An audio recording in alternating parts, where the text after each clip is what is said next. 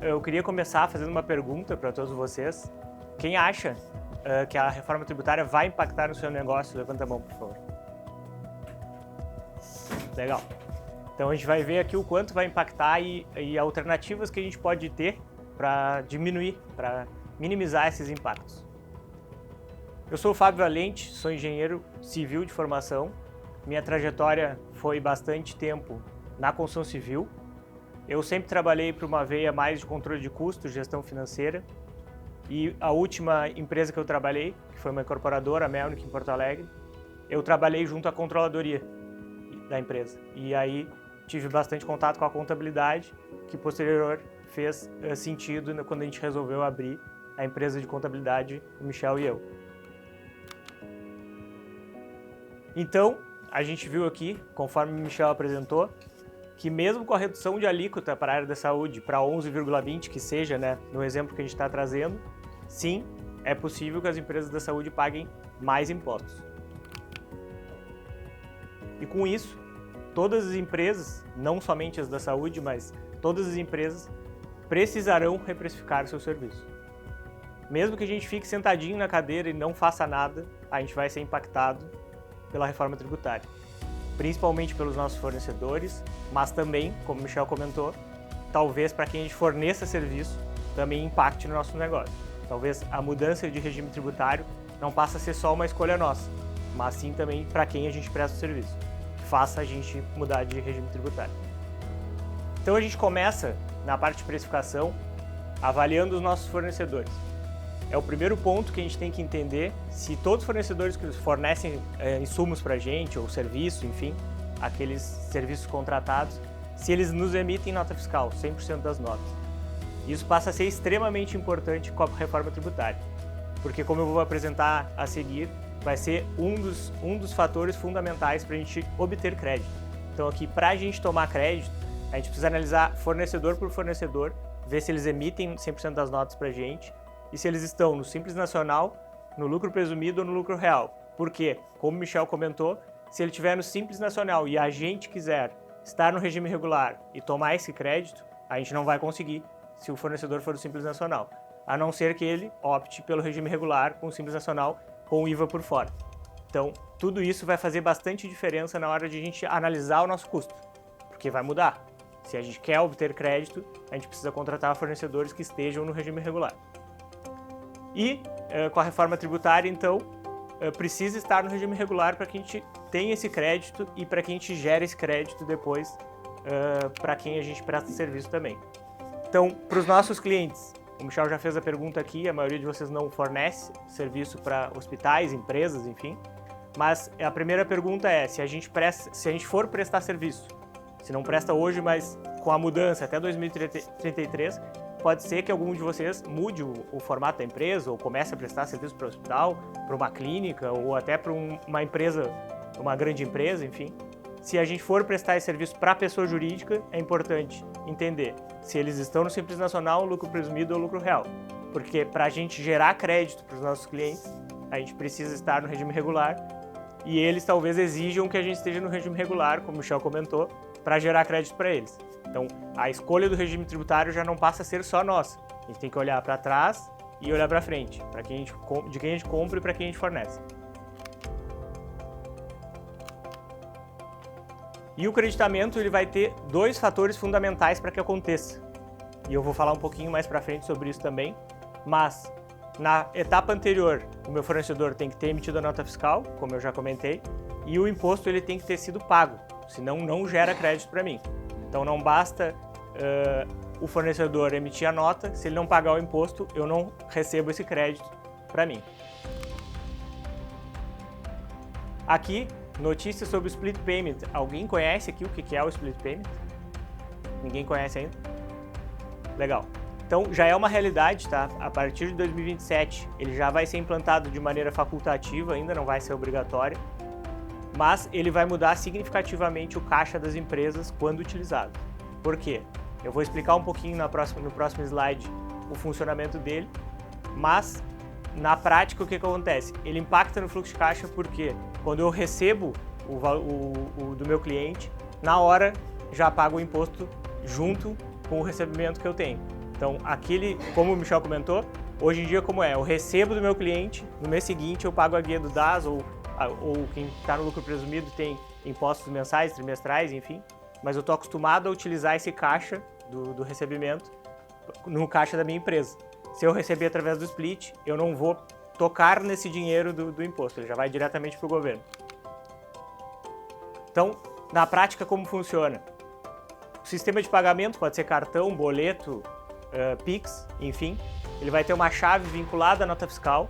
Quando eu recebo do meu cliente o meu valor líquido, que é o que o Michel apresentou lá também, ele vem para mim, o valor líquido vem para mim como fornecedor, e o imposto já vai direto para o governo. Então vai para uma conta em nuvem vinculada à minha empresa, quem recebe esse dinheiro já é o governo, depois a gente vai apurar créditos e débitos e vai entender se a gente vai ter essa devolução, como o Michel comentou. E isso impacta completamente o caixa das empresas e pode inclusive afetar o capital de giro. E tudo isso para quê? Para os dois principais objetivos lá que o Michel apresentou também, que são evitar a sonegação e a inadimplência. Então, pensem comigo, se a gente tiver o split payment rodando, e aí eu entro até um pouquinho mais a fundo, se a gente estiver prestando serviço para grandes empresas, como eu comentei, que hoje não é a realidade de vocês aqui, além de exigir que a gente esteja no regime regular, eles podem sim exigir que a gente gere a cobrança por split.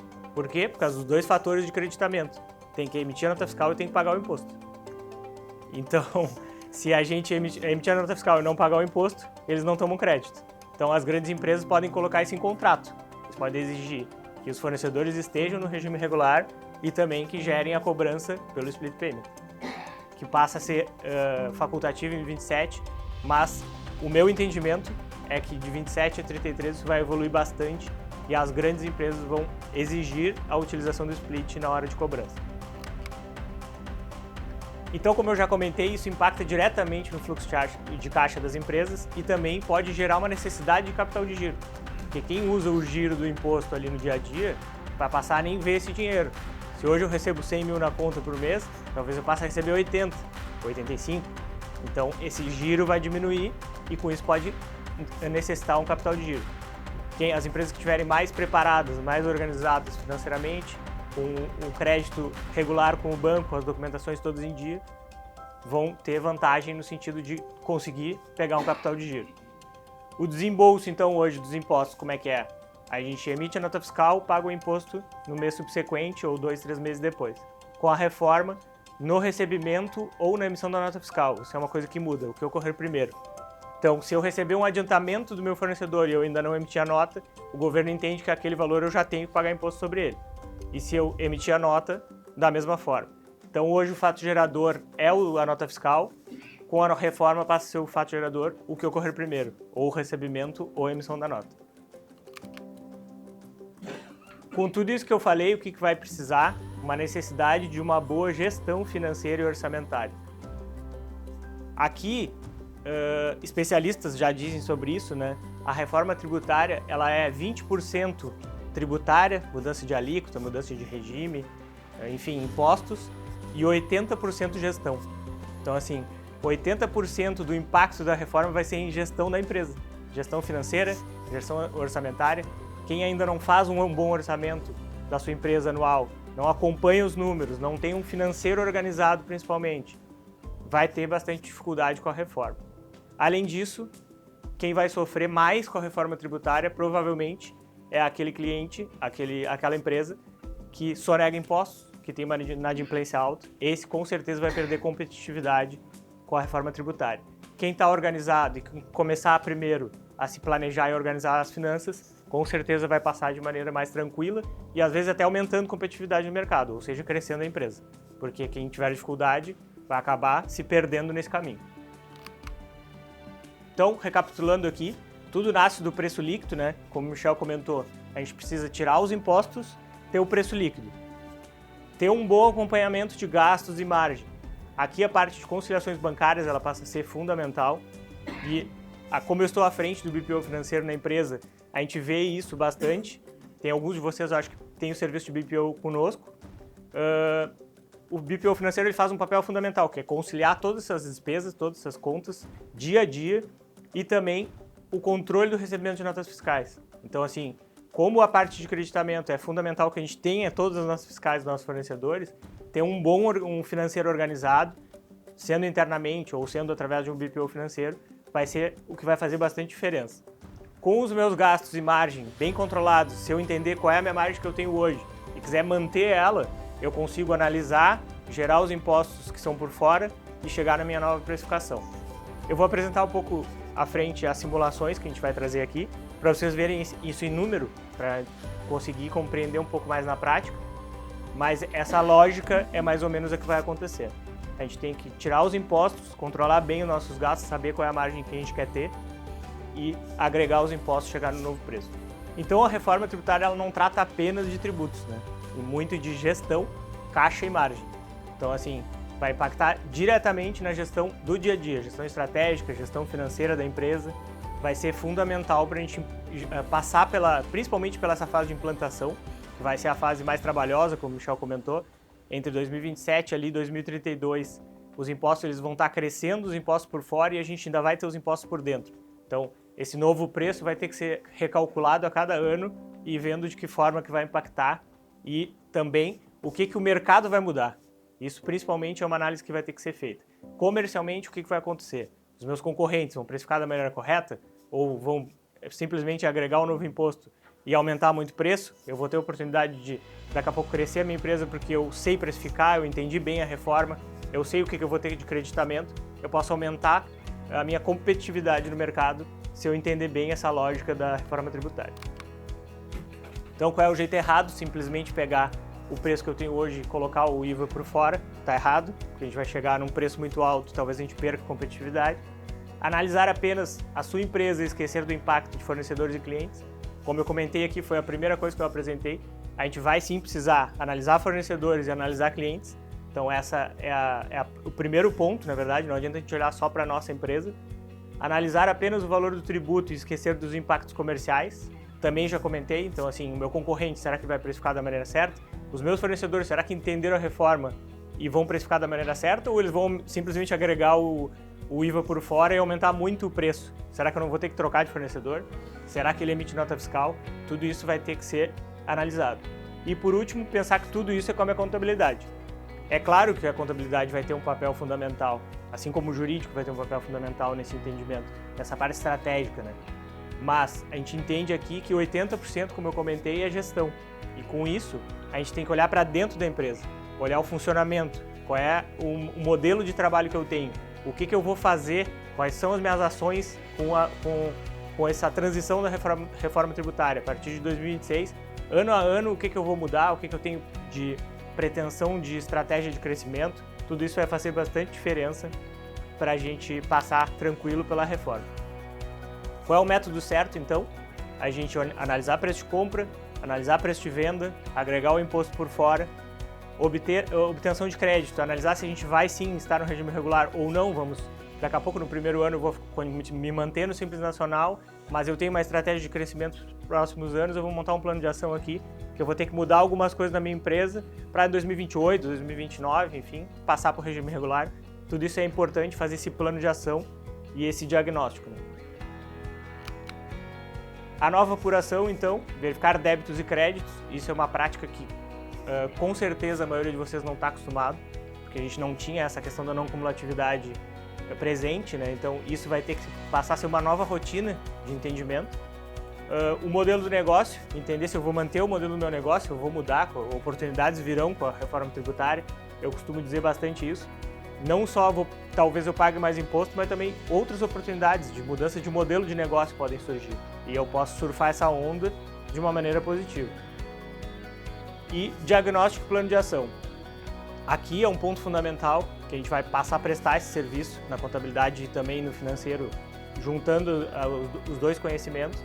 A gente entende que a melhor maneira de passar pela reforma tributária, principalmente nesse período turbulento ali de 27 a 32, que vai estar mudando ano a ano os percentuais, o fundamental é fazer um diagnóstico na minha empresa, entender todo o modelo, toda a cadeia de fornecedores, tudo isso que eu apresentei aqui, de maneira muito mais aprofundada, obviamente, né? Entender cada fornecedor, cada cliente, cada estratégia de cada modelo de negócio e montar um plano de ação durante todo esse período até 2033 para ver como a gente vai passar pela reforma tributária. Aqui eu vou entrar mais na prática, vou mostrar números aqui para vocês. Eu peço bastante atenção de vocês, porque o objetivo aqui não é falar de impostos. Dos palestrantes eu sou o único que não sou tributarista, sou o que menos entendo de impostos, mas entendo sim da parte financeira. Então, fiz contas e tentei chegar aqui da melhor maneira possível, que vocês consigam se enquadrar pelo menos um pouco em algum desses modelos e entender, se espelhar um pouquinho, esse é mais ou menos o modelo da minha empresa ou o que eu quero chegar, enfim. Mas não é, obviamente, calcular para cada tipo de empresa. Eu tenho 3 modelos com faturamento diferentes, regimes tributários diferentes, para a gente conseguir tentar se espelhar um pouquinho. Então aqui, o primeiro exemplo, uma empresa do Simples Nacional, uma clínica de fisioterapia, que está no anexo 3, ou seja, que tem uma folha de pagamento superior a 28% do faturamento da empresa. Esse exemplo, a empresa fatura R$15 mil, paga um DAS de R$900 por mês, um faturamento líquido de R$14.100, uma alíquota final então de R$6,38. Com a reforma, regime regular, tá? Esse é o exemplo aqui que eu trago para vocês. Eu pego o meu faturamento líquido, como a gente viu, a gente tem que tirar os impostos, passo ele para R$14.100, o faturamento, ainda fico com o Simples Nacional, como o Michel apresentou, tem alguns impostos que vão permanecer, são impostos sobre lucro, então eles permanecem. Para eu comparar com esse modelo de hoje, nesse caso, eu tenho que ter o DAS, porque eu vou ter um pagamento ainda de R$430 nesse modelo. O IVA por fora, nesse caso, R$1.579, um faturamento mais IVA, R$15.600, ou seja, eu estou repassando no meu preço praticamente R$679, né, comparado aos 15.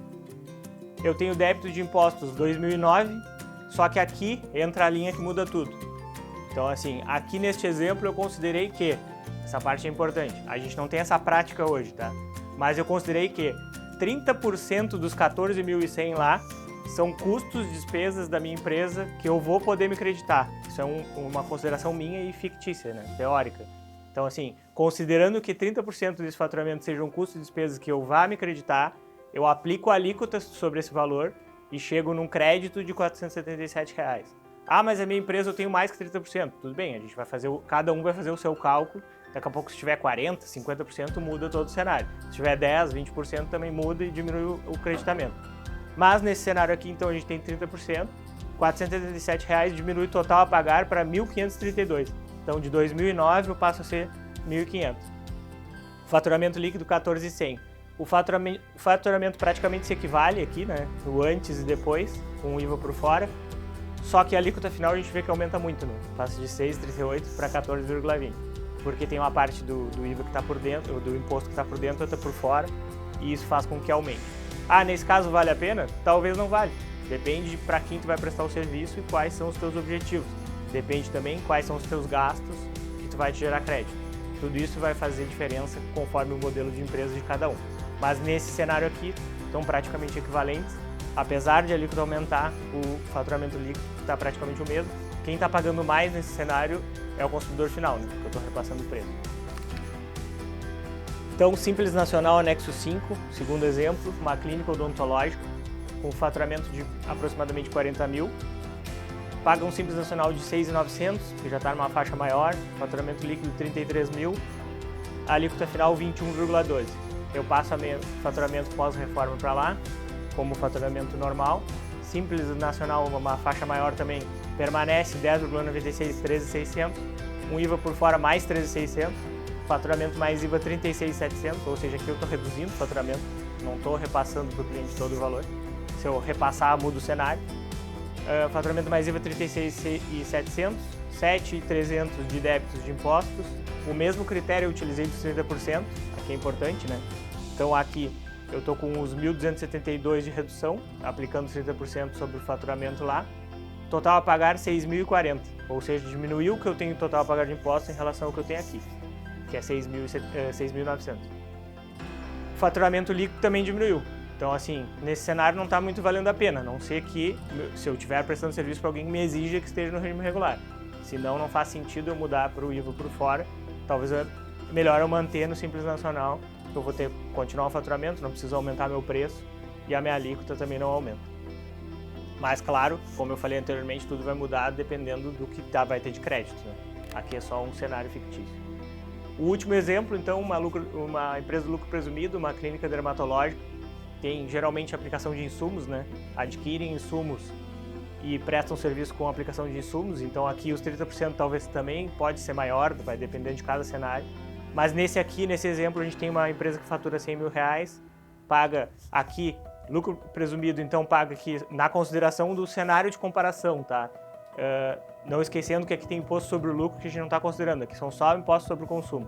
Então a gente, empresa em Florianópolis, 5,65 de PIS, COFINS e ISS, 5.600, um faturamento líquido 94.350, a alíquota final 5,99. Eu passo meu faturamento para pós-reforma com IVA por fora, aqui eu não tenho simples, né? Então não tenho nada de simples para pagar, eu tenho o IVA por fora de 10.500, eu tenho faturamento mais IVA de 104, ou seja, eu repassei R$4.000, né? Cresci faturamento de 4.900, débitos de impostos 10.500, que é o IVA por fora, aplicando a alíquota de 11,20, né? O mesmo critério de creditamento de 30%, eu tenho a total a pagar com impostos sobre o consumo 7.387. Vejam que eu estou pagando mais imposto do que aqui, que era 5.600. Porém, o meu faturamento também aumentou, líquido. Então eu estou com 97 lá contra 94 aqui. A minha alíquota é maior, eu estou pagando mais imposto e está sobrando mais dinheiro para mim nesse cenário. Tudo vai depender, como eu falei, vou repetir, né, sempre, do que eu tenho de creditamento e para quem eu estou prestando serviço. Se eu quero ter a obtenção dos meus créditos, eu preciso fazer o regime regular. Aqui, no caso do lucro presumido, não vai ter escolha, a pessoa vai ter que fazer o IVA por fora ou mudar para o Simples Nacional normal, né, que é o original lá que o Michel apresentou. Mas se ela manter no lucro presumido, ela tem esse cenário, ela vai passar a ter aquele cenário. Talvez seja até mais positivo pós-reforma tributária, se ela repassar da maneira correta os tributos e o preço para o consumidor final. Quem paga mais no fim das contas com a reforma tributária é o consumidor final, porque a gente tem a cadeia, cada um vai repassando o imposto de um para o outro, chega no consumidor final ele vai pagar um pouco mais. Só que tu paga mais, porém tu te acredita com a reforma tributária. Então no final das contas o líquido às vezes pode até diminuir. Precificar, porque aí tu vai ver a tua margem e ver se consegue compensar um pouco. Exatamente. Exatamente. Essa lógica é bem importante o entendimento, porque se a gente conseguir repassar de uma maneira correta e não simplesmente aplicar o IVA por fora e daqui a pouco aumentar demais e perder competitividade, então tem que ter o equilíbrio de aumentar, porém não prejudicar o consumidor ou aumentou demais, não vou mais consumir esse serviço, vou consumir de outra pessoa. Então, a parte comercial ela é fundamental, porque assim, daqui a pouco eu vou repassar da maneira correta e o meu concorrente vai precificar errado. Então, vai mudar bastante. Esse movimento de mercado ele vai acontecer. Talvez não tanto na área da saúde, que a gente sabe que a área da saúde, geralmente as pessoas não param muito de consumir se tu aumentar o preço de uma maneira tranquila, assim. Mas no mercado como um todo, assim, quem busca preço, talvez dê uma balançada no mercado, dê uma mudada geral no mercado, assim, com a reforma. Porque cada um vai repassar preço de alguma forma. Quem passar da maneira correta, tudo bem, vai dar um impacto no consumidor final. Mas se tu repassar de uma maneira exacerbada, daqui a pouco tu vai perder competitividade e o teu concorrente está passando correto vai aumentar. Porque ele está bem, ele está se acreditando, ele tem um bom crédito aqui, ele consegue não aumentar o preço e segurar e até vender mais. Então isso tudo é importante a gente entender. Dois cenários anteriores, essa questão facultativa de multar ou não, vai até quando? Até 2033? Depois é obrigatório. No lucro presumido, tu diz? Na opção anterior, que é a opção não de multar. Aqui? Simples Nacional. A cada ano vai ter essa opção, né, Michel? Já 2026, tá, vai ter o que muda em 2026 é que assim, ó, em setembro de 2026 a empresa do Simples já vai ter que escolher. Eu fico no Simples normal, falando para 27 quando virar, tá? Eu fico no regime normal, eu fico no Simples que existe. Então setembro de 2026, depois abril 27. Então a escolha do regime tributário no Simples não vai ser mais janeiro, vai ser setembro e abril, correto? São duas janelas, né? E chegou a hora que isso vai ser obrigatório por completo, então 2033 todo mundo sai. Não. Eu vou pedir o Simples Nacional continue. Então se eu sou uma empresa do Simples que pode não continuar. Vale a pena eu ter a não cumulatividade, o Simples ele foi garantido pela reforma tributária. Aquele primeiro exemplo, qual só o primeiro exemplo, claro. Fábio? Esse primeiro exemplo aqui, ó, por exemplo, de R$15.000, Essa clínica aqui provavelmente ela vai ficar no Simples normal. Não né? vai mudar. Talvez um psicólogo, um nutricionista que trabalha, né? Ela vai Também pode no continuar. Simples, né? Não vai, a mudança que vai ter mais aqui, o que é? O paciente vai começar a ver o IVA por fora, ela vai ter que saber o valor do líquido do preço dela, mas ela vai estar garantida dentro do Simples. Ela pode continuar com o Simples. Só vai mudar a escolha que não vai ser mais em janeiro, vai ser em setembro e abril. Essa explicação que o Michel deu é bem importante porque esse conceito vai mudar, né? Hoje eu cobro 1.000 do meu procedimento, eu vou passar a cobrar 800 mais tributos naquele exemplo lá anterior. É 800 mais tributos. Talvez seja, se eu não mudar o preço ali e tiver uma redução de alíquota, talvez seja até menor o preço, se eu não repassar ao cliente. Passa a ser diferente o fluxo de cobrança. É 800 mais tributos, porque o meu preço líquido é 800. Você vai pagar na hora. Já paga o imposto na hora. O valor total. Isso. Mas ele sabe qual é o meu preço líquido, entendeu? Que hoje ele não sabe. É. Então isso pode ser usado competitivamente. Ó, meu preço líquido é 800. Aí o outro vai dizer, meu preço líquido é 900. E no caixa, pode falar. Para o cliente, esse valor também ele não ganha crédito também. Imposto de renda? Pode explicar? Assim, essa pergunta é muito boa, tá? Porque assim, a grande maioria aqui atende cliente final, né? É. Então assim, por que ela é muito boa? Porque o consumidor é quem ele paga o IVA, né? Quem paga o imposto do consumo. Então, ele sendo pessoa física, ele chama que ele é não contribuinte. Então ele não tem crédito tributário.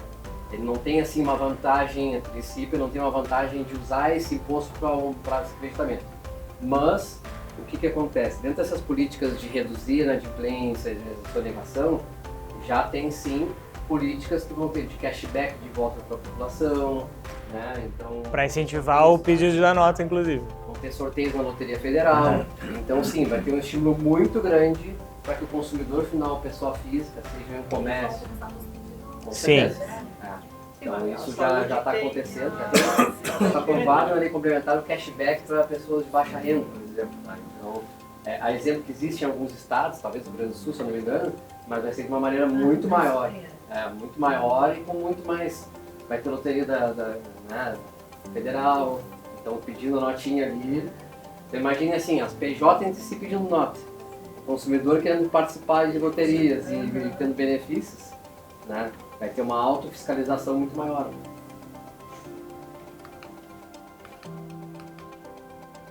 Então a pergunta que fica é, vocês estão preparados para essa nova gestão, essa nova mudança? Acho que aqui é uma pergunta que obviamente a gente não espera a resposta, mas é uma reflexão para todos nós, né? Se a gente está preparado e o que a gente precisa mudar no nosso modelo de negócio para encarar essas mudanças com a reforma tributária. E aqui para finalizar da minha parte então, a hora de agir agora, né? A gente está em 2025, prestes a entrar em 2026, a reforma está logo ali. O primeiro ano ainda vai ter um tempinho da gente ter, é o ano de testes, que eles chamam a fase 1. Já vão começar a testar os novos impostos, porém não vai ter um impacto financeiro ainda. Porém, a gente vai começar a ouvir falar muito sobre a reforma tributária em 2026. Que bom que vocês estão aqui, parabéns, como o Michel comentou no início, porque vocês já estão ouvindo falar antes de começar. Porque 2026, a minha estimativa é que a gente seja uma enxurrada de informações de reforma tributária. Então, quem não souber vai começar a correr atrás de uma maneira... correndo atrás da máquina, né? E 2027 a gente já tem a entrada do CBS, que é a fase 2, substituição do PIS e COFINS. Depois de 2029 a 32 vai ser, aqui é o que eu falei antes, que vai ter um momento aqui que a gente vai ter que reprecificar a cada ano, porque a gente vai ter, quem tiver no regime regular, obviamente, né? Vai ter imposto por fora e ao mesmo tempo ela vai ter o DAS ainda com imposto por dentro. Então, o quanto isso vai impactar por dentro, quanto vai impactar por fora e os meus creditamentos, tudo isso vai aumentar a complexidade, né? As minhas simulações aqui eu considerei tudo lá 2033, quando tiver tudo funcionando de maneira normal. Porém, a complexidade é muito maior em 2027 a 32 e a gente vai ter que todo mundo simular e calcular muito para entender qual é o melhor formato para cada negócio.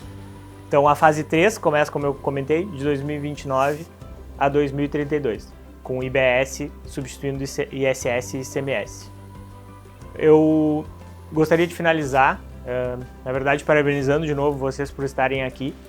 E aqui a nossa ideia desde o início foi, primeiro, informar como vai funcionar tudo isso, conscientizar vocês da não cumulatividade, eu acho que é um dos papéis fundamental, porque isso muda completamente o jogo, para todos nós, inclusive, não só para a área da saúde. A gente também, como empresário contábil, a gente não utiliza a questão dos créditos hoje em dia. Então, todo mundo vai precisar mudar a lógica de pensamento sobre a gestão e principalmente quem tiver preparado com gestão financeira, que é o meu caso, que eu vivo todo dia olhando isso. Quem tiver uma organização financeira, um controle de documentos da maneira correta, entender como é que é essa lógica de reprecificação, vai ter uma vantagem competitiva muito grande com a reforma tributária. Por fim, então, obrigado a todos. Eu vou passar de novo para o Michel.